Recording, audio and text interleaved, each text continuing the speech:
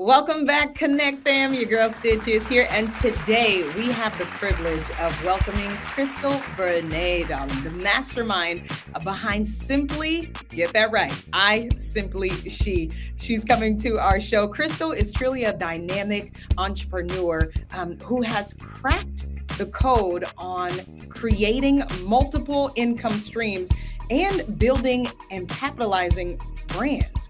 Through her enterprise, she has helped countless individuals transform their lives and businesses. So, welcome to the show, Krystal. Welcome, Krystal Vernee, darling. Hi, thank you so much for having me. So great to meet you, Stitches. Thank Thank you you. so no, thank you so much for joining us, and your bright smile is ready for the morning. We love it. Thank you. So, Absolutely.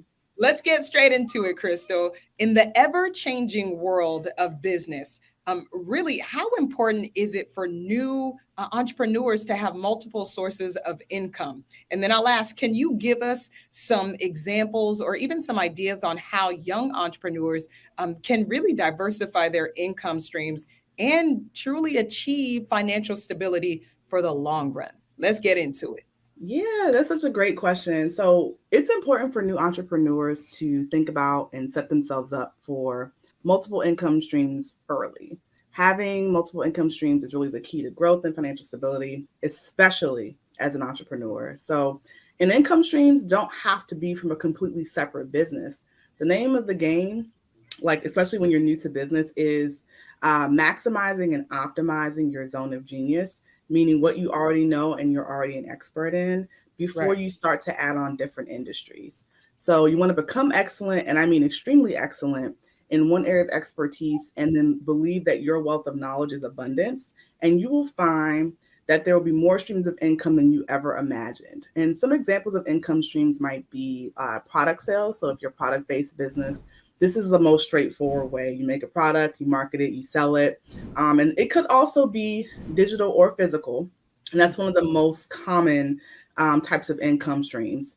You could also do a service based product. So you might have a service that's related to your skill set, and this could be coaching, consulting, freelancing in a field that you're expert in. There's also subscription models. So if you have a product or a service that can be you can provide that on a recurring basis. Subscriptions can be a great source of income, very reliable. Also, affiliate marketing, and you can earn a commission by like promoting someone else's company or someone else's product. And this is really, really popular in the online space. Also, courses are really popular, of course, in the online space. Basically, you'll have a course in an area of an expertise, or your area of expertise, and you can monetize that knowledge by creating and selling it online. Ebooks, all types of info products or information products, as they're normally called. And then you can also do sponsorships, brand partnerships. If you have a large audience, very, very popular with influencers, you can basically monetize your advertising of their product or their service.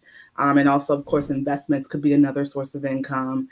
This could be you purchasing stocks, real estate, bonds, all sorts of things. But it's important to realize that not every stream of income is suitable for every type of business. So it's important to do your research, choose and just leverage the ones that will provide the best results. I love that. And if I can ask this as well, what are some practical steps that entrepreneurs should be taking even now to establish and nurture their brand? And how can it help them?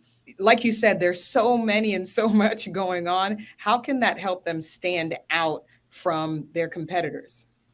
Yeah, so right now, like I have four businesses, and I'll tell you, one of the things that's really helped me is really understanding my target market. So that'd be the first thing I would tell entrepreneurs to do. Really get to know your target market, understand who your ideal customers or clients are, what they value, what their needs are, and then work really hard at defining your brand, more than just the logo and the font and the company name, but what's your mission, what's your vision, what the values are, and what's going to be that thing that really sets you apart from competitors in your industry. The other thing I would stress too is consistency, right? And these are all things that new entrepreneurs, whether they're new or seasoned, can actually do, is maintain consistency across all aspects of your brand. So that does go into color schemes and fonts, Also voices, messaging, imagery, the way that you present yourself, both on and offline, is extremely important, as well as customer service. So even down to the way that you communicate and you interact with your customers will be extremely important in terms of establishing a strong brand presence. The other thing I would say, which I think is really important, and it's a part of my framework that I actually teach, is storytelling. Stories are one of the oldest ways that we communicate in the world.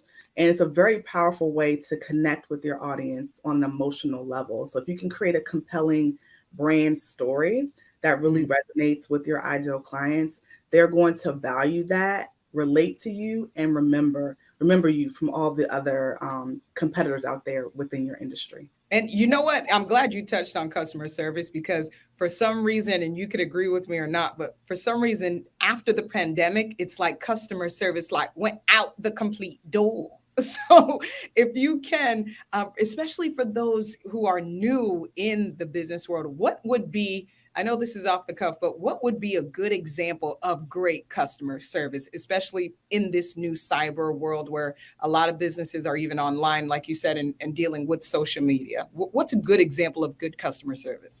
Yeah, and I think, especially since a lot of folks are starting businesses in the digital world, I Yes. think follow up is one of the most important things, and follow up in a timely manner. Nice.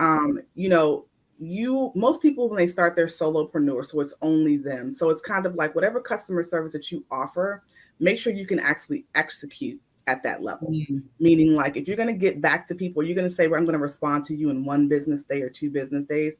Make sure that that's actually possible, and then nice. actually do it.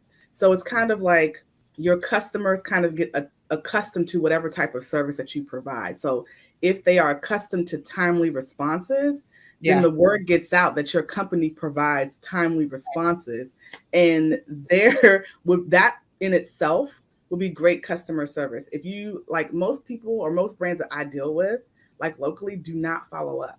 And I Mm, think that's one of the things that really lets their customers down. And so if you can just get in the habit of just following up, I think that would actually differentiate you from most brands in your industry. that's great. Thank you so much for sharing that. So let's switch to this. When you're starting out in business, there's so many things demanding, your attention. In your opinion, how essential is it for really young business owners to focus on activities that actually generate revenue? If you can just share some practical tips or strategies that can really help them identify and prioritize activities that really have the biggest impact on their bottom line. Yeah, this is a big one, especially for Yeah. new businesses. And it's a hard lesson learned. And I think if you ask any seasoned business owner what the most important task in running their business is, they're going to probably say all of it. Right. However, there are some activities that are far greater use of our time and importance. So, and I'll say this, different levels of business require different versions of you and require Mm, you to move differently. So like nice. somebody who's having like their 3 or 4 figure month earner is not going to move the same as a 5 figure month earner, is not going to move the same as a 6 figure month earner, right? So to get to each of those points though, the one thing that is consistent is the presence of revenue and increasing revenue, which Nice. means that the people operating at those levels focused on revenue generating activities to get to that point. So for someone just starting or trying to increase their revenue, you can increase it by focusing on and identifying your revenue generating activities first. So, some things that might help you do that is to identify your core products or services. So, whether you're a product based business or a service based business, identify what those products or services are that generate the majority of your revenue. These are your core offerings. Then you're going to look at your customer data after that. Like, actually look at the numbers and see what people are buying. We don't go on feelings, we want to go on facts. So, Nice. what are people buying? And then That's that good. gives you Don't go, wait a minute now, Crystal. Don't go off of feelings, go off of facts. Proceed. Thank you. yes, because this will give you a clear understanding of what's actually driving your revenue, what is actually driving your business forward. And to piggyback off of that, monitor your sales activities, right? So, like, when are you making sales? What's selling? Who's buying? Like, who's who's buying it.